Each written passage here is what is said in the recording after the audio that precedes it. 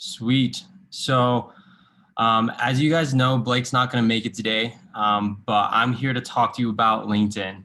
So feel free to have your profiles pulled up so that way you can edit this as we go with any ideas. But I want this to be as interactive as possible. So please don't hesitate to send something in the chat. If you have any questions, just let me know. And I want this to be a meaningful and impactful experience for everyone here. And thank you to those who already sent some questions. I'll for sure address those while we're here. So these are kind of the three main categories we're going to talk about when it comes to utilizing a LinkedIn profile. Is first off, how to maximize your profile and build your own brand. Then afterwards, of course, how to network so that way you can use your LinkedIn to prepare you for what is your career, right? So what you can do on LinkedIn to know what to do for the rest of your life, especially with your college education. So to begin, I want to introduce myself a little bit. So I was in your guys' shoes just 1 year ago. I was in Lab 1. I think this is the first time I've actually worn my shirt since Lab 1. I used to wear it every week. And me, I'm a very curious guy. I love learning. So I would sit in the front row like every single week and just really try to take out as much as I could of, Lab 1. There's a lot of cool things you can learn. So shout out to you guys who have your cameras on and are engaged and ready to go. So come spring of 2020, I got involved in an organization called Pro Sales. And I was able to travel to Ohio for a sales competition and was crowned champion out of like 72 competitors from 36 universities. And that's kind of what set me off in my career. And I want to show you guys what I've done to kind of get there. But I've gotten a big passion for LinkedIn. When I was there, they were one of the corporate recruiters. And I wish I had my fanny pack to show you, but I only have this picture. LinkedIn's a phenomenal company and I love this platform. So don't freak out if you don't understand everything that I'm saying. Tell me to slow it down if I'm going too fast. It's just, I'm a big fanatic about it. So over the summer, internships fell through. I ended up selling pest control for Fox Pest Control. I did pretty well. I had some solid weeks and placed as one of the top first year reps. But I think the highlight of my summer, which just once again shows my passion, is I got a message from a recruiter at LinkedIn on LinkedIn saying that they remembered me from the competition in Ohio and talking about future opportunities. And then right now, of course, I was able to continue in pro sales. I'm now the director of marketing and events. We held a huge competition with like 40 competitors, 7 companies. It was all virtual and it was one of the most stressful experiences of my life, but it's helped me out a ton in that way. And I also did a national competition with some of my friends here. But the biggest thing I just want to say from my experience right now as a Huntsman scholar is really find what you want to do, because that fall semester of me kind of just doing Lab 1 was a huge exploration time for me to constantly narrow and figure out what I want to do with my career. And that's essentially what's going to happen with each and every one of you, whether you're doing finance, accounting, sales, or just general marketing. I mean, whatever it is, there's something in store for you. So some things to keep in mind. Call me Andrew. I'm just a sophomore. I had some people like call me Professor Marino when they ask me a question, or like Mr. Marino. I'm just a young dude like the rest of you guys. So don't worry about calling me anything else. But like I said, just turn on your mics, send messages in the chat. I want this to be engaging, but make sure you tailor this to your goals. I got some really good questions of how you can use LinkedIn for your specific career aspirations, whatever it may be. So make sure you take out of this what you can. And keep in mind, like I said, I'm a huge LinkedIn geek. So ever since COVID hit, I put in over 100 hours of looking up content, connecting with influencers on here to really understand how the platform works. I'm in no way an expert, but I am a geek about it. So I'm willing to answer any questions that you have. And I mean, last off, relax. You guys got this. LinkedIn is a super cool platform, nothing to stress about on there. And it's going to be a huge opportunity for each of you.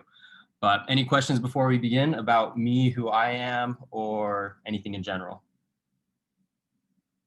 We're squared off. We're good to go.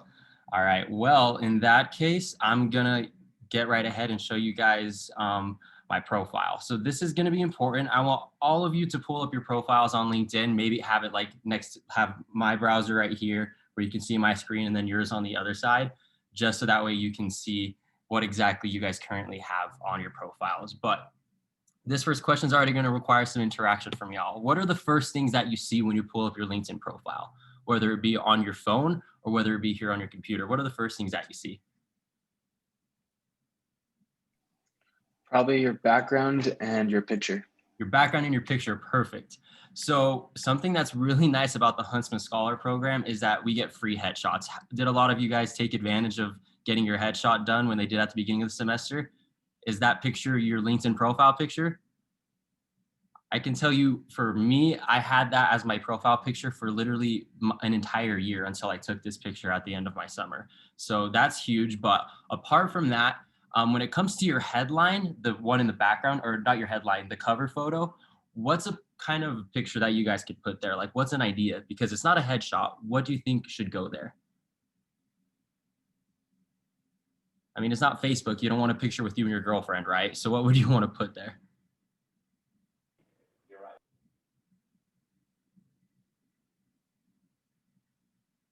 Any ideas? Well, it looks I'd like say you something put, that- oh, I was just gonna say, it looks like you put a picture of a group that you were involved in. So maybe an event or something that you were part of. Yeah, that's great. And what was the other comment? just something that showcases your accomplishments or something important that you've done. Yes, exactly. So anything that's relevant and credible when it comes to getting experience outside of the classroom, put it on there. That's why my header is a picture of me with my ambassador group last year, my group of diversity ambassadors. I mean, some people will say, oh, it's a business school picture, but even then, I mean, it's whatever. And let's say you don't have experiences right now.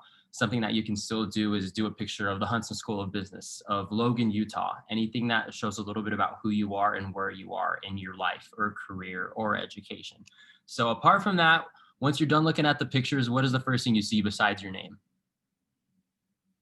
Your bio.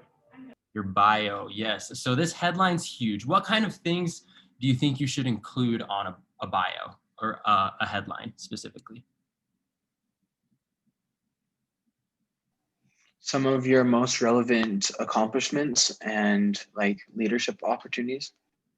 Exactly. That's perfect. Thank you. And just keep this in mind because I see this all the time. People will have student at Utah State University. There's tens and thousands of those. People will have student at John M. Huntsman School of Business. Great. There's still thousands of those. People will put Huntsman Scholar. That's good to include, but if that's all you have, there's hundreds of those. So put something that sets you apart. I mean, there's three main things that you can put. The first thing would be any skill or brand that you have. So what are kind of skills that you should put in your headline that kind of illustrates who you are? Any examples? Anyone know what mine is? That's there twice. Sales. Sales, right? Like I love to do sales. I've learned a lot about technical and professional sales, but you can put analytically driven, goal oriented, sales master, like whatever it may be, put some kind of skill and value that you add. And with that, if you have a kind of accomplishment, don't be afraid to put that down either. Because I won that national competition, that thing's been sitting in my bio since I won because it's one of my biggest accomplishments and it's something you can do as well. And then apart from that, of course, if you are doing some kind of job or internship, put that down. Like right now, I'm a financial representative for Northwestern Mutual, so I have that down in my bio.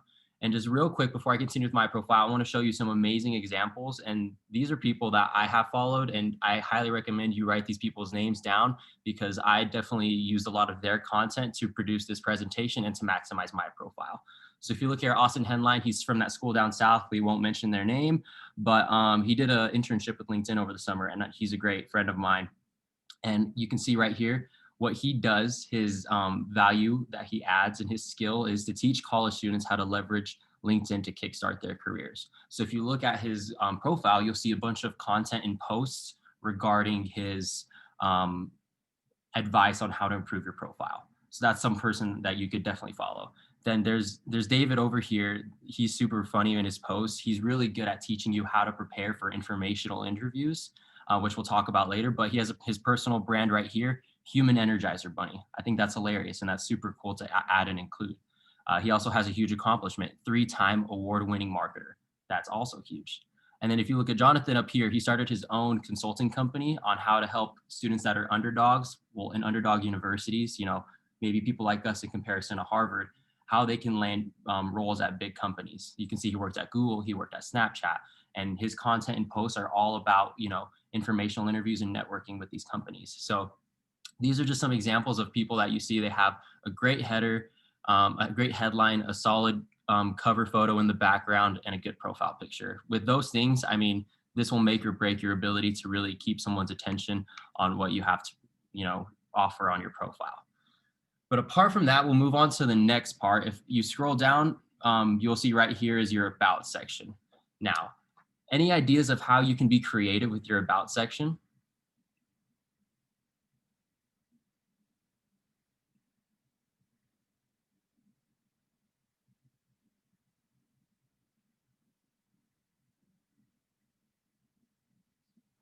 I'll give you guys a little hint.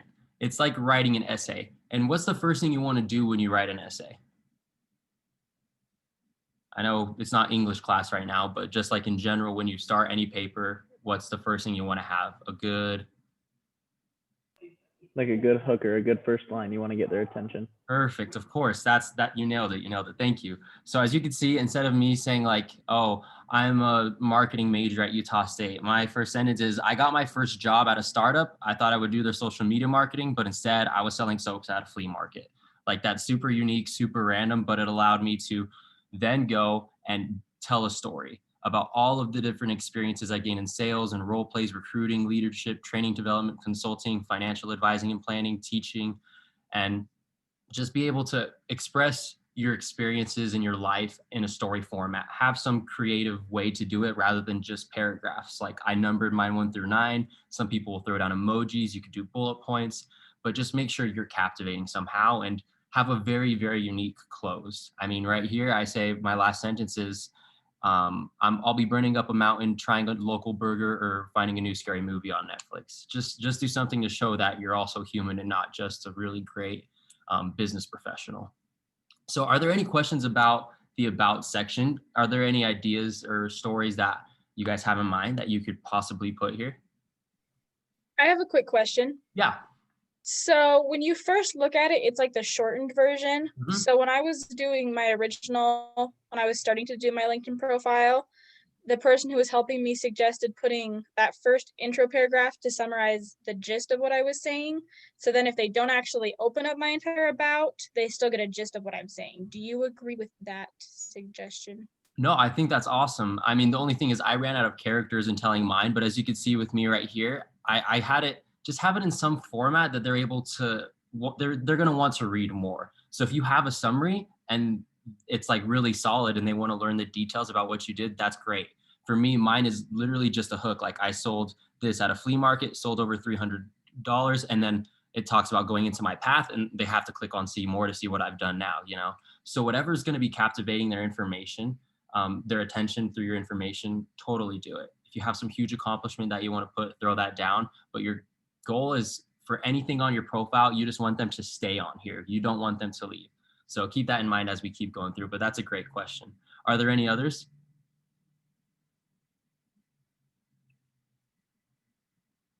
All right. So what we'll do now is, after the about section, we'll come back to the featured and whatnot. But the next thing that's really on here when it comes to content you put are your experiences. So most people know for your experience section, you will include your jobs, you will include professional experiences. But for example, I have on here my club. I have Huntsman Pro Sales. Why do you think I have a club on there if it's not a legitimate job? Any ideas? To show you're not just always at school. You're kind of branching out and doing a lot of different things. Perfect. You nailed it. Exactly. Because if you show how diverse your experiences are, that's what matters most. I mean, this doesn't say right here at the top, it doesn't say work experience or career. It says experience. What experiences have you gained? And something that's really nice is the second you put an organization like this on your LinkedIn profile, whether it be like the Huntsman Marketing Association, Entrepreneurship Club, if you were even a member, if you put that on there, you can find alumni who were also there and put it on their profiles. So it's a great way to network. But something that's really important about this work experience is that it's very, very different from your resume. So there are 3 specific things, and I would definitely note this down on any piece of paper that you want to include on your guys's experiences. Is first off, a summary of the organization. So for me, instead of just talking about what I do as a multicultural territory lead, I talk about what I do in the ambassador program, what the ambassador program stands for. And then you can take points from your resume. So you'll have points that quantify your accomplishments, but do that with every single one. So I talk about how Northwestern Mutual has been one of the top 10 internships, and then I talk about what I'm doing there. Same with pro sales, what its purpose is, and then of course, some quantitative statistics of what I've done.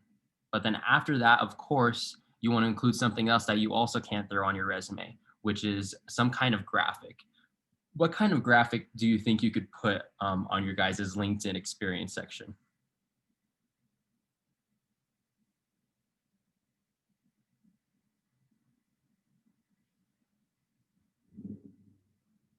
Any ideas?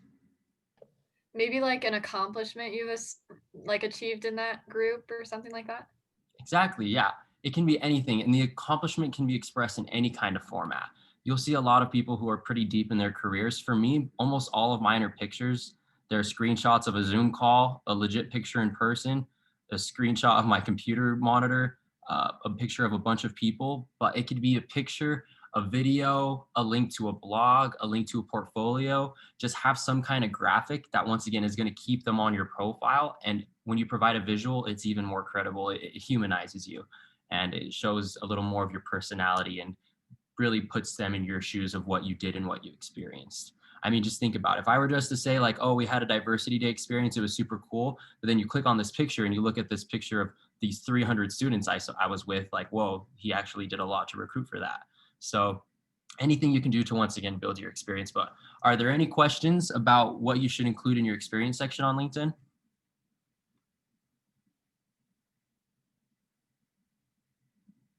What are those 3 things that we should include? Just so you guys can keep that in mind. If someone shoots those 3 back out to me, I'll Venmo you $1 or something. So you're kind of the purpose of the organization, and then what you've done, and then just a graphic of also kind of what you've done, and just kind of to keep them hooked in. Exactly. Thank you. That was great. So after this, there's not a lot more that you have on your LinkedIn profile. If you can keep them on for this long, where not only are they looking at what you currently do, but then they're clicking on show more experiences, like that's great. From there, you have your education. So just right off the bat, why would someone want to include their high school and their high school diploma? Why would that be important to your LinkedIn profile if LinkedIn is about college and career?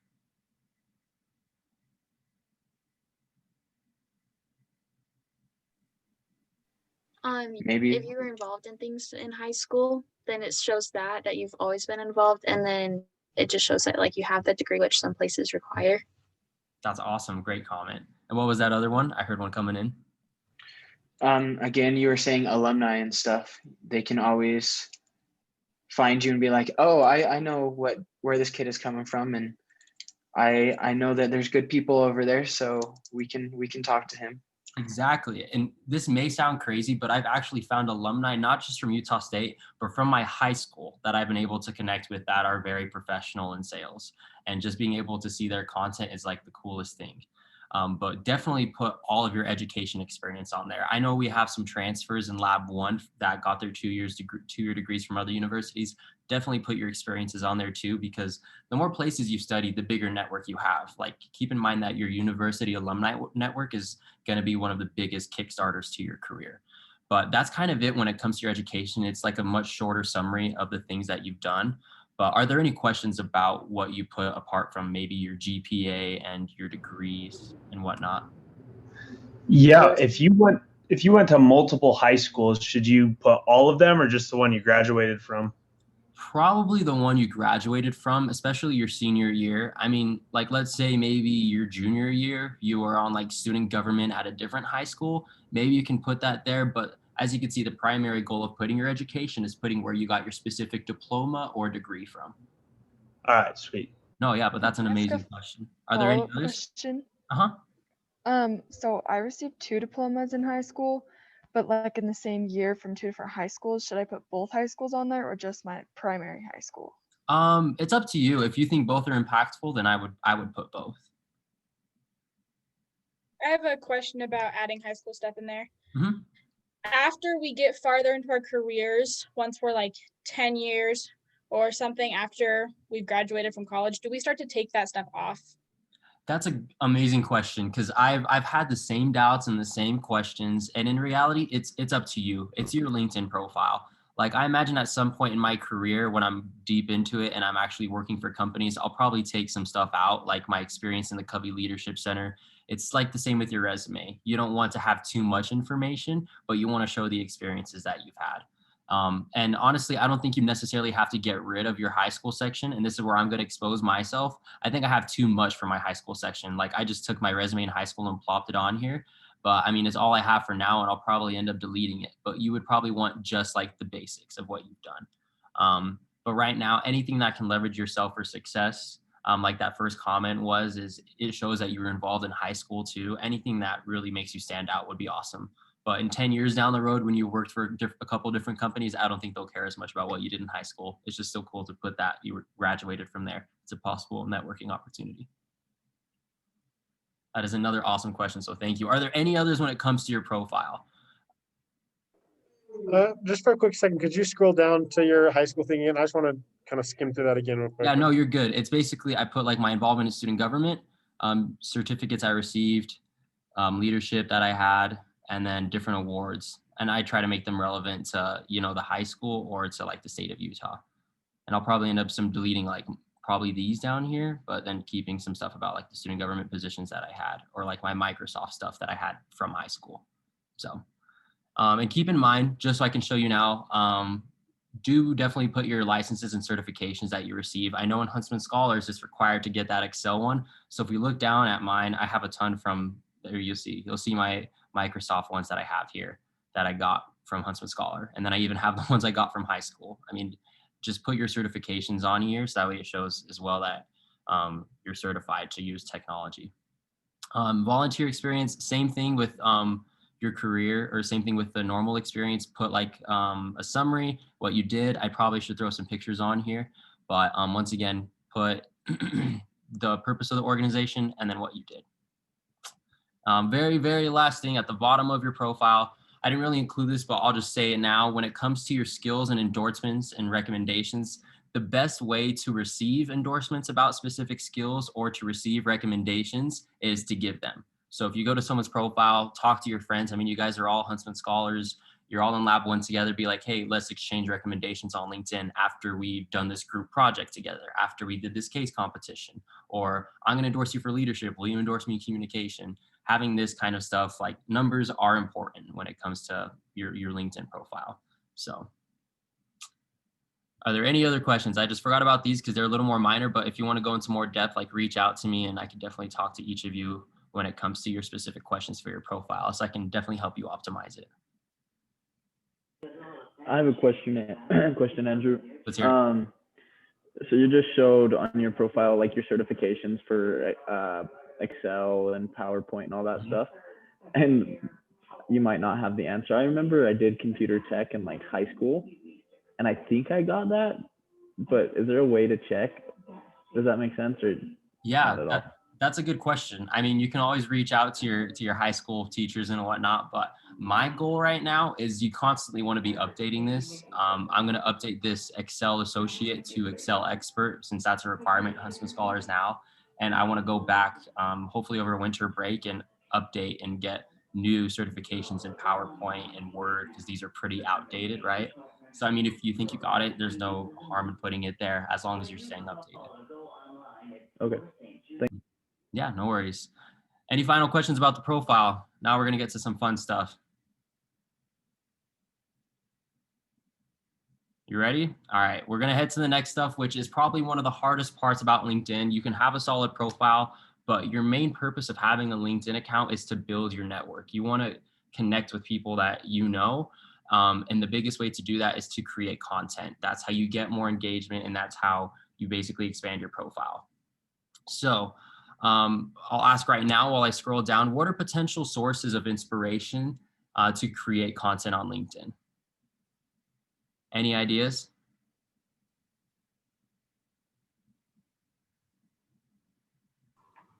Maybe like any activity you do with a club or something like that, like an accomplishment. Yeah, exactly. So there's clubs and experiences. What else? Also, anything that really you think is meaningful and might be meaningful to someone else. Like you have a TED Talk here. I really enjoy TED Talks, so you can say, hey, I enjoyed this, and what do you guys think? Like, post a question or something with it. Perfect. No, I love it. So questions, things that you learn. And I'm just going to go through this list. You can do anything from books, experiences in classes, experiences from interviews, articles or videos, or takeaways from your job. And this was my very first post. And I want to extend this challenge to each and every one of you. I made my first post exactly a year ago. And I know this just because yesterday when I saw this, it said 11 months. So I made this post exactly a year ago when the semester was coming to a close. And it was literally just my insights from a TED Talk. I posted it to my network and it got some engagement. It had 1,000 views, which means 1,000 people saw it on their feed and 14 people liked it. Since then, I've had posts all over the place. I talked about my experience, my first semester getting a certification in contextual marketing from the Huntsman Marketing Association, my Excel certification from, Excel and whatnot that we get. Then come spring, sales competitions, quotes of what I learned at the Silicon Slopes Summit through the Huntsman Scholar Program, more competitions, going to London with the business school, more competitions virtual, having a really great job working as a peer mentor at the business school, getting certifications, talking about a new position I would be doing in the summer selling pest control, insights from my job. I mean, literally the more you post and the more relevant it is to your brand and to what your insights are, the better. And that takes me to the next part that I wanted to show you about your profile is that once you really develop a brand and you have posts that are generating and coming, put them on your featured section here. As you can see, all of my posts, I've had a wide variety, but my personal brand is being a trailblazing sales leader. So all I have here for my featured ones are my participation in competitions. That I took second place, that I took first place, that I took first place. I mean, your featured section is essentially a flex of the things that you've done. You want to show off. And like I said, the best way is to initially get the content generated. So I want to make sure every single one of you gets a post like on LinkedIn about insights you've gained this semester, some experience, some accomplishment. And I want to for sure go and engage with everything that you all do. But I hope you're all able to start creating some of the content. But something that's really important that I want to keep in mind is one of the smartest things that you can do to get people to engage with your content is to engage in theirs. You'll see right here, not only do I post, but I will go through and go to my peers' posts and I'll think it's insightful. I'll like the stuff that they do. But not only that, I'll comment on it. I was like, oh, good job, Courtney. It's great to see you bring the hype for students. Just be willing to reach out to your fellow peers and comment on theirs, and they're more likely to comment on yours. It's like Instagram, but LinkedIn. So that's my 2 cents when it comes to kind of your engagement and your brand on LinkedIn. But are there any questions about posts or a brand? So I just have a question about building your network. Mm-hmm. So I know it's like Facebook and Instagram. It's kind of like the thing or the trend to get as many followers as you can. But with LinkedIn being like professional, do you think it's more important to actually know the people that you create connections with, or I don't know? That's an amazing question. I'm seeing all your guys' invitations right now. So something that's really important is you'll see for me, I have like 800 connections, but apart from all of you, like I have 100 invitations to connect on LinkedIn. And if we go through and just look at some of them at the bottom, apart from all y'all, I don't recommend that you connect with randos. Here's the beginning. So this guy, I have one mutual connection. He wants to connect and collaborate with me, but I'm not interested, so I don't need to connect. This guy's an industrial engineer. I have no idea who he is. I looked at his profile and his content. I don't really relate with it, so I wouldn't, do that. And I get all these weird people who want to connect with me from BYU or from like BYU Idaho, or just people like, hey, I'm on a pest control company, or hey, I'm recruiting for this company. And if you're not interested, like, you don't have to accept the invitation. If you have no idea who they are, like University of Fiji, you don't need to connect with everyone. And I recommend that you don't, because the people you connect with end up being the posts that you see. And you definitely want to keep your network relevant to you and your professional career. But with that question in mind, who are the kinds of people that you want to connect with? We can break it into like 4 specific categories, but what would one of the categories be of types of people you want to connect with? Maybe people that share your career interests. Yes, that's the first one, is mutual interest. And these are the people that are probably the least relevant to you. You may have nothing else in common with them, but apart the fact that you're all fanatics about summer sales, or you're all fanatics about leadership books. Those are one kind of people, and probably the most stranger-esque that you'll get. But what are other people that you can connect with?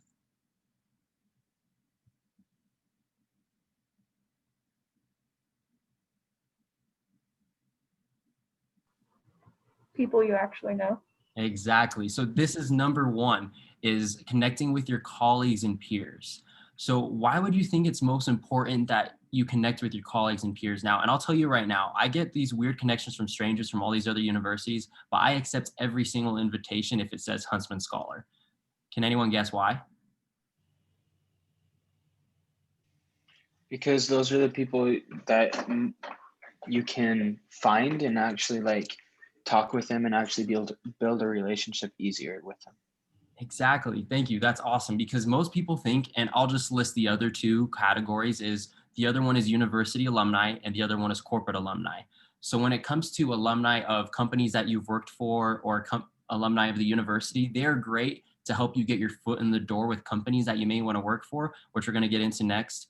But when you're actually deep in your career 10 and 20 years from now, the people that you're going to want to work with are maybe the people you went to school with. So those are amazing connections to have. Be sure you connect with your peers, especially because those are the people you're going to want to work with in the future. When you're wanting to do your startup and you need someone who's good at coding, you'll remember this guy from your MIS class. Or you need someone to help you, balance your spreadsheets. Oh, this dude in accounting 2010 was super smart. I'm going to talk to him. Like, your network is your key to success in the future.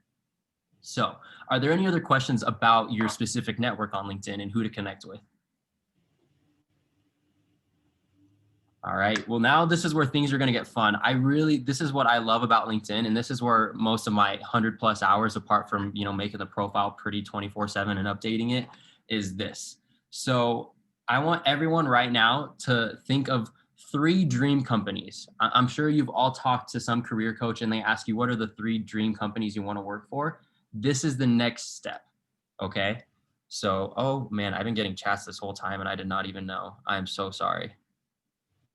So right now, as I go through these chats, I want each of you to write down your top 3 companies on a piece of paper, or look them up, look the top one up on LinkedIn. Look it all up and let me know what you think, or just get those 3 down, and I'm going to show you real quick what to do with it. So we'll take a second to that while I look at these.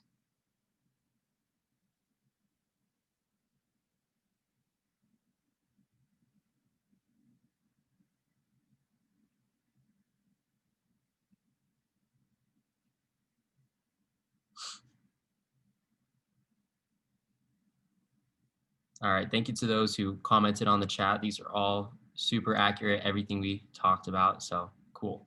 Well, as you guys know right now, if you haven't thought of your 3 yet, I hope you've thought of at least one. I'm just gonna show you what mine is. Of course, it's LinkedIn. Like I told you, I'm a huge geek about it. Of all the companies I wanna work for, I think this is like long-term who I wanna work for, right? So now this is gonna be super important when it comes to building your network and getting ready to work for the dream company. So you'll see right here, you may be actually connected to some people at the specific company. So I showed you his profile earlier. He's going to be a future hire there. There's the recruiter who messaged me back in the summer. Another recruiter I met in my sales competition. Another recruiter I met, someone I met through common interests on LinkedIn, alumni, and then a lot of other people that I've met through introductions and whatnot. So this is a big thing. I want everyone to look up their company and just do this simple thing. So where it says see all employees on LinkedIn, click on that. And then once you click on that, you're gonna click up here where it says all filters, click on that. And then just break it down as simple as you can right now. And I want this to focus on university alumni, because we have a lot of renowned and accomplished Huntsman scholars and graduates from the Huntsman School of Business who have amazing careers. So I'll unclick all these things right here because it's only LinkedIn I want to work for, not their sub companies, just LinkedIn. And then you'll scroll down and see here at a school, Utah State University.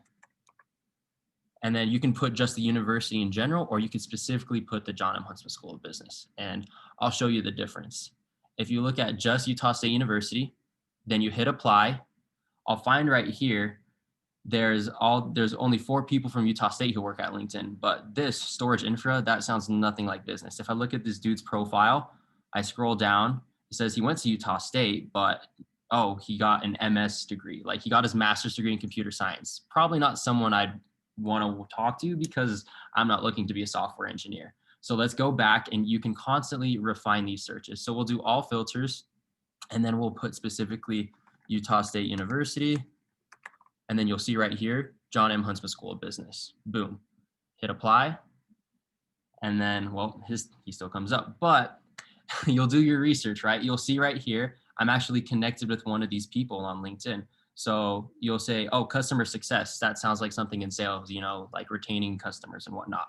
So you'll go right here, you'll look at their profile and you'll see, oh yeah, Utah State University, cool. You'll scroll down, look how cool their career is. They've done a lot in learning, like senior account manager. Oh, he's at Select Health, awesome. When did he graduate? Oh my gosh, like 13 years ago. But then wait, something that I saw when I was literally looking up this person on LinkedIn, I saw that they were part of the President's Leadership Council and the ambassadors. I'm like, oh my gosh, we're ambassadors. Like he's part of the ambassador family. So I reached out to him and I literally have his number saved on my phone. We've talked 3 times in the last year, lives in New York, but I still make time to keep this network alive. So before I get into depth about like how to reach out to these strangers just through knowing them from Utah State, I want to go through the filters again. So can someone just shout out one of their dream companies and we'll do the filtered search just on here? Chick-fil-A. Chick-fil-A. Oh my gosh, that's a classic. All right, Chick-fil-A. Oh, I did not do that right. Let's see, Chick-fil-A. There you go. So if we look here, see all employees on LinkedIn. If you look here, all filters, we'll hit Utah State University again. Hit apply. And then you'll see there's quite a few people who work here. And the only thing to keep in mind is that something that I didn't do in the filter was I hit franchise. So if you know the difference between franchise and corporate, right? You'll find people who are just like working at a desk there. If you want to talk to corporate, you'll see right here that Utah State doesn't have anyone that works for corporate there.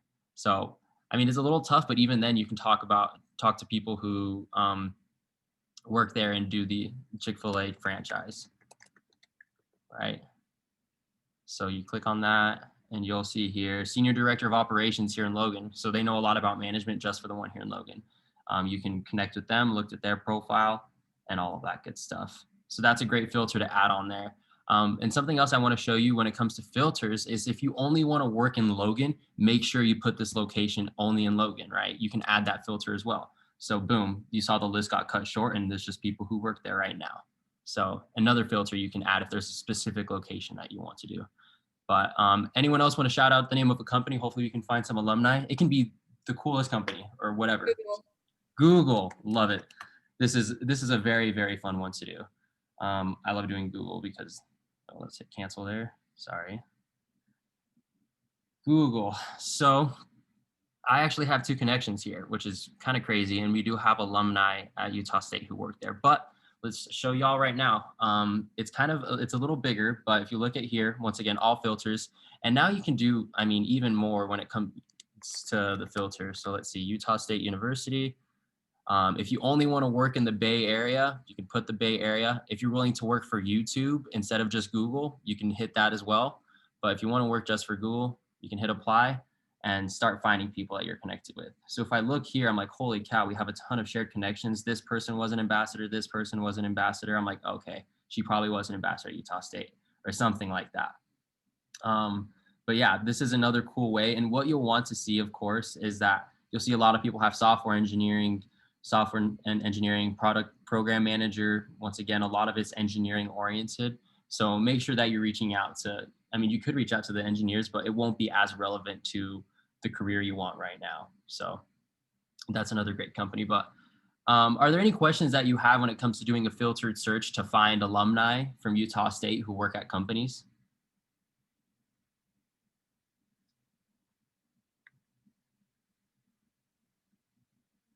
No?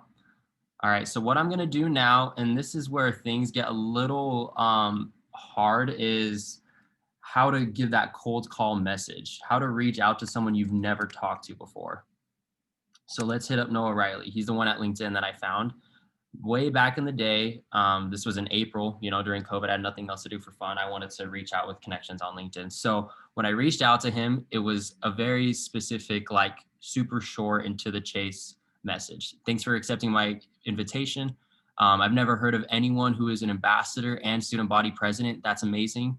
Don't be afraid to stroke their ego. Find something from their profile. They call it, a golden nugget, something that really stands out to you, and it's something you may share and have in common. Share that with them, and then tell them that you'd love to learn from them. And keep in mind that this is a very kind of poor cold call message, but it's very basic. And even then he like responded pretty quick, literally within like 30 minutes, and said, yeah, I'd love to talk to you in a week from now at this time. And keep in mind, I wasn't quite sure. Make sure you have the timing right, because you'll find people who are working in New York and California. You don't want to be confused and say, okay, yeah, 1 o'clock, you put it 1 o'clock your time, but really that's Eastern. So make sure you specify that. And look, the network is so strong at Utah State that he gave me his personal cell, which is awesome. But this is a basic way you can reach out to someone, is I call it the cold call email. And once again, you have to have a hook with it. But the easiest way to really get connected with someone who works at a company you want to work for is by something called an introduction. Does anyone know what an introduction is?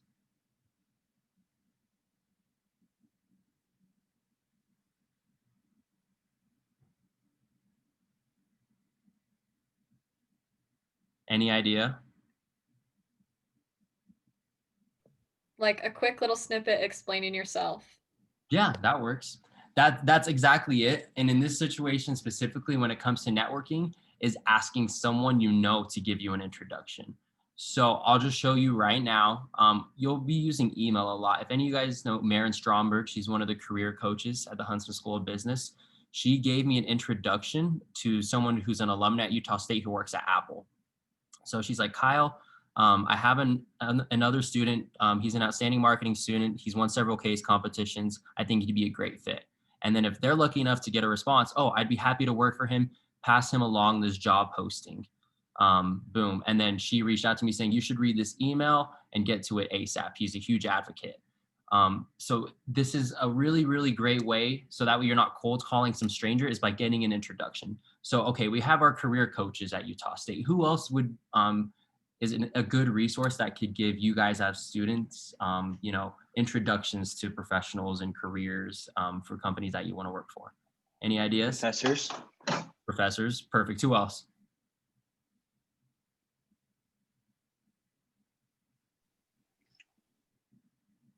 Our peers that already work there, maybe. Peers, great. Scholar leaders, perfect. Yes, peer mentors. I'm in the Barbara Matthew cohort, and she's given me introductions. Who else? You can think a little higher up too, not just professors, but who else?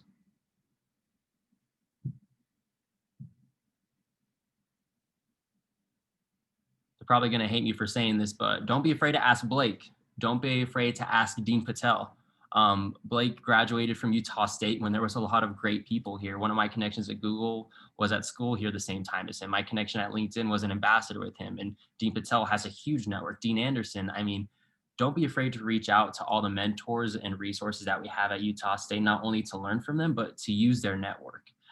It's a great way to get an introduction apart from just your career coaches, which is also an amazing path. So that's that, but now is the hard part, right? Requesting the interview. I showed you guys my original message with Noah, kind of sloppy, but this is a big part where now you're going to reach out to this person on your own. So what are things you can include in your email or message after you get the introduction? So after I got this introduction right here, what's something I want to say when I email this person who's at my dream company? What are things I want to include in that email to make it easier for them?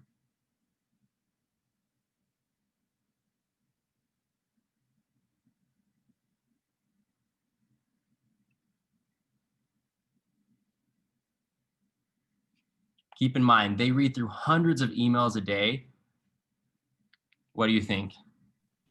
From who and where you got the information and why you're interested. Perfect. That's the first thing you want to have is how you know them. Because if not, it's going to be very creepy that you somehow have their email and you're emailing them, right? So that's one thing. What else do you want to include in the email to make life easier for them? Would you want to include like a question or what you're specifically interested in? That's a good start. That's something you could do that in the email, but I would save it for maybe the interview. It really depends on your objective, but that's another good point. That's something we're going to talk about. What else would you want to include? Would you put your contact information? That's a great way to do it. Yep. So I'll switch that and we're going to use that and put your resume, because on your resume, you'll have your phone number, your email, your LinkedIn profile link. You'll have all your accomplishments. If you want to tell them about yourself, throw your resume on that email and make sure it looks pretty, right? Go to the career coaches, have them help you with your resume. And then lastly, your objective of emailing these professionals is to talk to them, right? So what are you eventually going to have to do anyways? Remember when I talked about the East time versus Mountain Daylight time? You can suggest a time to meet or tell them when you're available. Exactly. So those are like the three biggest things that you do. Like for me, I try to keep them as short and simple as possible. So I'm like, hi, Kyle. I looked through the link in the job posting that you sent to Marin, and it looks like everything I would look for in an internship. And then once again, you stroke their ego a little bit. I strive and aspire to be like you. Boom. Short and simple. But then apart from that, you'd be like, all right, below I have my resume and here's my availability to meet with you. Boom. That easy. And even then I messed up on this one. I didn't put MDDT because this guy lives in California. But that's as simple as it gets, and they'll respond pretty quick. Hey, I had the chance to look at your resume. You've done big things. Let's chat this day, this time. Super cool, right? It's that simple. But if you can get that cold call email out to that person, it changes everything. And I can tell you right now, I've sent out so many of these, and not everyone is going to respond. Even if you have the best resume, even if you have the intro from someone else, you're just going to have people who don't respond. And that's totally fine. That's the risk in this, but it's the risk worth taking if you're going to, want to work for that company. And of course, once you are connected with that person, you can find them on LinkedIn, engage with their content, show that you're interested. But I've had the opportunity to talk to people at Apple, at Google, at Adobe, at Qualtrics, at Pluralsight, all of these cool ed tech companies that I'm interested in. And it all started literally like 6 months ago. So it's totally something you guys can do. Now, when it comes to in that interview, I can't remember who made the comment, but you were talking about specific questions you want to ask. And there's something called knowledge-based goals. You can write these down, but if you have these kind of 4 questions in an interview, in an informational interview, it's going to set you apart. And the first thing you want to ask them about, of course, is their day-to-day role. Learn about what they do in their company and what their day-to-day life looks like. Because if you want to work in their position, you don't have to take the risk to apply for the job shadow or the internship. You can ask them right then and there to know if you would be interested. So learn about their day-to-day role. Then next is to know more about them. Ask them about their future career path. Like, is this their last stop? And that way you can even expand your perspective a little more of what else you could do with your career.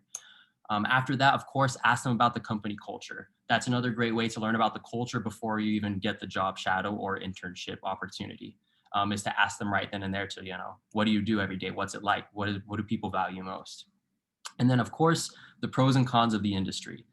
Maybe don't say specifically the pros and cons of the company itself, because they might not want to expose or speak poorly of the company they work for, but the industry alone. Tech industry can be kind of dirty. Everyone probably saw The Social Dilemma on Netflix. There's some stuff like that do seem a little sketchy, and totally talk to them about it. But I want to show you real quick an example of an informational interview I had. This was from someone at Google. It was recent, but I was like, what are your favorite parts about working at Google? And she talks about all the platforms she's been able to work with and for. And I'm like, then I ask, of course, after you ask this, you have to ask follow-up questions and then just keep it conversational. I was like, oh, so what was it about Facebook that you liked? And she talked about like the sales teams and whatnot. And then ask other questions like I have right here. What is the culture like? More than anything too, don't just say like, oh, what are things that you do there? What's it like? Say, okay, this is what I want out of an internship and out of a career. I want autonomy. I want to have group work. I want to be trained. Like, do you feel like your company would fulfill these things for me? You're in an informational interview, not only to learn about them, but for them to say, hey, you're probably a good fit, or dude, you're probably not a good fit.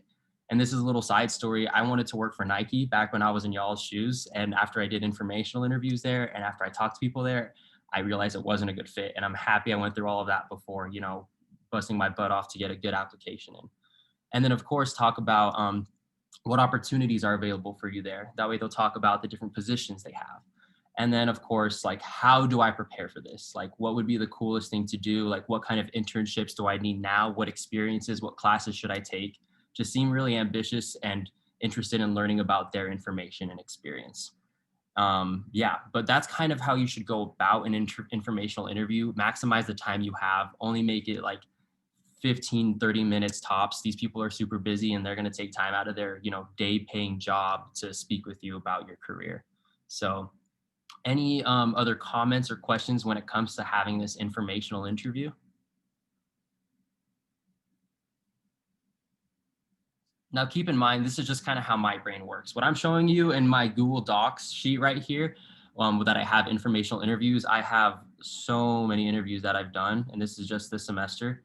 But in all reality, it's not a matter of like how many interviews you have. It's about talking to the right companies and really figuring out what's best for you. But I would say if your brain doesn't work like mine, if you're not a person who likes to type it all up, you can make like an Excel sheet. But definitely keep track of the people you talk to, the dates you spoke with them, and what you talked about. So that way you can have follow-up interviews with them. Like I said, with Noah at LinkedIn, I've talked to him multiple times. And that way, not only do you have an informational interview with someone, but they can be an advocate for you. They can be a supporter and they can ultimately become a mentor. So that's my 2 cents on mentoring.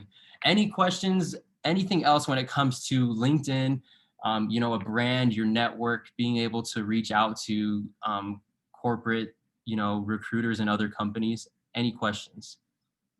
I had a question real quick. Go ahead. What if the company or general field that you want to go into doesn't really find LinkedIn a priority? Well, then that's a great point. Honestly, I know of companies that don't use the platform really, but you're going to apply the same concepts. All these last few things I've been showing you when it comes to knowing how to email and set up a schedule and informational interviews, like this is all huge. Like you're going to have to do this in your careers regardless. You're going to be emailing people. You're going to be doing these interviews. Doing an informational interview is going to get you ready for a job interview. It's just getting the life skills of being able to build a network that's going to set you apart. So I recommend that if LinkedIn isn't the biggest way for them to, you know, get that job at your dream company or in your dream career, still apply these concepts because that's going to help you get your foot in the door of getting that job. So I see right here a question that just came in. Did you write up all that information afterwards, or do you think it's okay to take notes during the interview? That's a solid question. So, I mean, usually at the beginning of my interview, I'll tell them, hey, I'm just going to be taking some notes. If you hear some typing, don't freak out. Like, I'm just going to be taking some notes. Like, for example, today I had a good interview with a girl at Pluralsight about getting ready for a possible internship this summer. And I took like 1 billion notes and she knew I was typing and I told her. But as you can see for me, at this point, I have those 4 types of questions in mind, the knowledge-based questions. So I just go through my interviews naturally at this point. I don't write down all the questions. I just know what I'm going to ask. So it's really dependent on what you're looking for. Did an interview on Zoom and I recorded it. Yes, you can go back and watch it afterwards too. If you're nervous that you won't be able to focus because you're taking notes, don't be afraid to record it. It may be like, and you can even do like a voice memo of it on your phone, whatever you feel is best. I mean, that's the nice thing about doing everything virtual is that you're able to, you know, actually just do some things on the side. You can have a notepad under your lap. You can be typing, you can be doing a voice memo. So, or you can record the whole interview in itself. So you can look at your ability to interact with them. If you're making eye contact, if you're looking down, if you're very repetitive, yeah, you can do anything to really record the interview, but that's a great point. Thanks, Aubrey. Any other like questions or comments when it comes to, you know, like I said, this whole thing about networking and building your brand, posts, and your LinkedIn profile in general?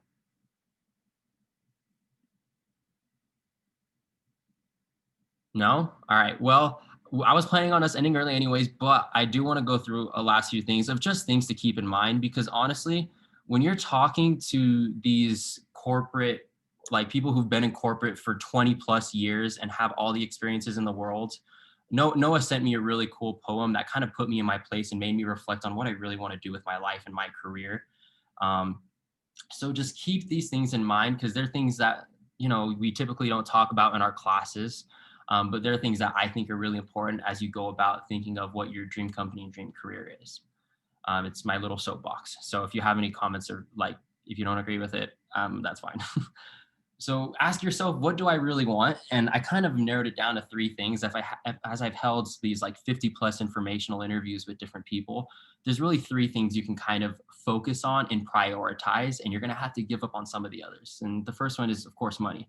If you want to be super rich and successful, yeah, you can work like 60 plus hour weeks and have a really cool job at a really cool company, but you're probably not going to feel as fulfilled as other people will in theirs. And you won't have as much freedom with your life when it comes to having a life outside of your career. Your career would become your life.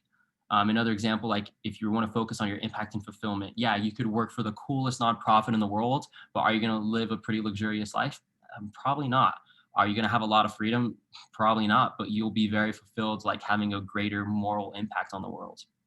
And then of course, the last thing is freedom. If you just want some like low key job to just like live an easy life and, you know, focus on your family, if that's what your main thing is and that's what you're looking for, then go ahead. But just keep these three things in mind, because when you're going in these informational interviews, you're going to know right off the bat if you're going to talk to a company or someone who's focused on the money, someone who's focused on having freedom in their life, or someone who's focused on impact. And this is going to be huge when it comes to culture.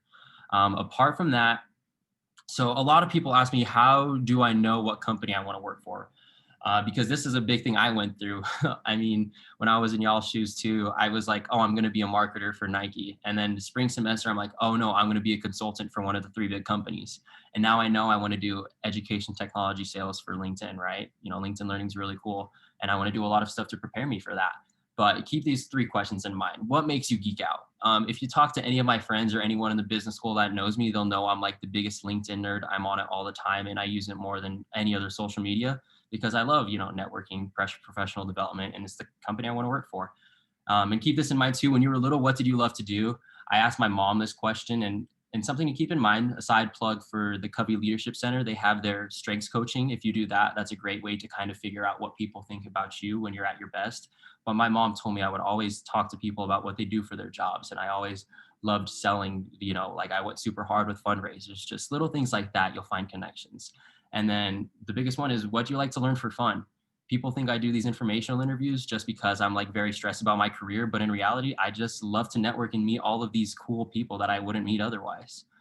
So keep these 3 questions in mind as you think about what companies you want to work for, the careers you want to have, and the kind of impact you want on your future, right? So apart from that, like I said, when it comes to working for your dream companies, keep in mind you don't need to be an Ivy League student. We have alumni at Google, we have alumni at, you know, Salesforce, and we have alumni at all these other big companies. We have Adobe, Goldman Sachs. Like Utah State is very credible. So don't worry about the fact that you don't graduate from a big name school to work at these companies. Apart from that, you do need to be unique. And that's why LinkedIn is awesome, because what you want to do is set yourself apart, have that personal brand. I don't know anyone else that has their brand as being a trailblazing sales leader. I'm trying to do what a sales leader has never done before at Utah State and in general in the country. And I hope that sets me apart. But find your niche, find that, you know, thing that makes you different than everyone else. And then of course you need support. So the biggest support I would say is depend on each other. This is the first LinkedIn presentation thing I've ever done. Even though I talked about this with Blake back in the spring, it's the first thing I've ever done. And I needed support for this. I called my buddies right before the call. I'm like, I'm stressed out. I'm going to be talking to a bunch of students over Zoom, and I have no idea if they're going to hate me or love me, or if this isn't even going to be beneficial for them. And I was freaking out. But you need support in everything that you do. So not only your close friends, but your mentors. Like I said, I value my phone calls that I have on a weekly basis with people who've graduated from Utah State, that I have on a bi-monthly basis with alumni. Utilize your network, because they're ultimately going to be your support. And it can be anyone. Same thing with professors, with Blake, with Dean Patel. I mean, we have so many resources in the Scholar program that you should never really feel alone or kind of lost in this search. It's ultimately up to you. But that's all I have for my little soapbox. Does anyone have any like final comments or questions or concerns about anything when it comes to LinkedIn or getting ready for your careers, or just general questions? So I actually just put this in the chat, but the Huntsman Business School website actually has like a page just directed towards the alumni. So it's super cool to kind of see that. Yeah, exactly. And literally that's like, I had my informational interview today with Pluralsight, and I was able to meet the recruiter because of someone who graduated from Utah State a few years ago through this, alumni directory. And honestly, our graduates here, especially from the Huntsman Scholar Program in these last few years, they work for the coolest companies across every industry that you can think of, whether it be consumer services, medical, I mean, you name it, they do it all. So thanks for that link, Aubrey. That's awesome. And yeah, I guess what I'll say right now is that if you need help with your LinkedIn, with your brand, with a post, like message me. I'm on my LinkedIn account and I can help you with anything when it comes to your profile, or if you need help reaching out to, people in your careers. If you need introductions, definitely talk to the people who would be better at giving you those. But I'm here to help you guys. And this is one of my biggest things is, like, I've learned so much from September, from spring semester when COVID hit till now, that I want to pay it forward. I really want all of the new Huntsman scholars to really know that this resource will literally change your life when it comes to getting the most out of your education and ultimately preparing for your career. So with that, I'll stop my little screen share. I want to take a little screenshot of everyone that's on the call that has their cameras on, so I can keep this, maybe I'll put this on my little portfolio, but give me a little thumbs up and then I'll take a little screenshot if that's all right with y'all. Let's see. There you go. Perfect. All right. Let's see if I can get that. I did not get it. Give me a sec. There you go. All right. Took a few screenshots. You guys are the best. I'll post about this. I hope and look forward to seeing your posts. Like I said, reach out to me. I'm here to help. I'm a resource for y'all. But with that, I'm going to pause and stop this recording. If you have any one-on-one questions, I'm here till 5. So you can hop off and you can ask me anything. So literally anything. But thank you all so much. Thank you. Mm-hmm. Thank you. Thank you. Of course, thank you guys so much. Thanks. Thank you. Thank you. Super helpful. Appreciate your time. No worries. Thank you so much for the feedback. Would you make this available, like this recording? Yeah, and I have a slide presentation. Like, I was looking off here in the corner the whole time, like on this other laptop I have here, because I had a ton of notes for this. I mean, I was freaking out about this. I had a whole PowerPoint and I'm like, that's not a good way to present. So I had a lot of notes. I can definitely share this with you. And Hey. Those accounts I said to follow, those are really great as well. So, oh yeah, let's see. Any other questions? No, I was just wondering, where would you post that if you do, or would you give it to Blake? Yeah, I'm gonna get it to Blake because he told me to record it anyways. So I've been recording this whole time, and I'll stop the recording once everyone's off, and then I'll send it to him because he says, "Oh, I'm definitely gonna watch this as well, and maybe we can make it available to students, and maybe I can do something great with this. I don't know. We'll see what happens." Hey, no problem. No problem. It would be kind of interesting to rewatch it, because sometimes you're trying to follow on your LinkedIn and you're trying to follow on this, and you're like, No, okay. for sure. It can be tough sometimes. I totally get you. I mean, I would show you and share with my presentation, but I have some weird notes on there, like ask this question or talk about this person. So yeah, I'll definitely. No, you're good. So yeah, thank you, McKay. Thank you. Yeah, no worries. Any other questions from the rest of y'all who are here? I don't know if Anna. So much for the presentation. I was actually going to ask the exact same thing that McKay just asked about the recording. So I appreciate it. Yeah, no worries. I'll make sure we can get that out. I'm going to send it to Blake somehow, but you'll be good. So Hannah, Derek, y'all got any questions, or maybe they just left their Zoom call on? All right. Do you have any other questions, McKay? I was just wondering if I could get your email so we could chat later. Yeah. Here, I'll put it in the chat and send it to you right now. Now that there's not a lot of people, All email you. Sweet. Thank you so much, Andrew. I'd love to talk with you. No worries. There you go, Derek. I just messaged my email. So, all right. McKay, I'm just sure you're in my econ class. Are you in econ with Sapita? Yes. Okay. I can never say her name right, but yes. I don't know if that's how you say it. I just say Sapita all the time. I have my little group that I work with all the time, and they're funny, but I'm like a sophomore in there, and I know most kids are freshmen, which is fine. Are you in the Monday? part of it? Yeah, I haven't been to class in person a single time. I remember at the beginning of the semester I was gonna go, but I had COVID, so I couldn't really make it. So Oh, yeah, that's fun. yeah. If you need help with econ, I'm pretty decent at it. So Well, that's not the hardest class. So it's true, man. It's true. Well, with that, if you need anything, you can reach out to me on LinkedIn, message me, and whatnot, and I'm here to help. But I'm gonna stop the recording and end the call. So thank you so much, McKay. yep. Thank All you. right.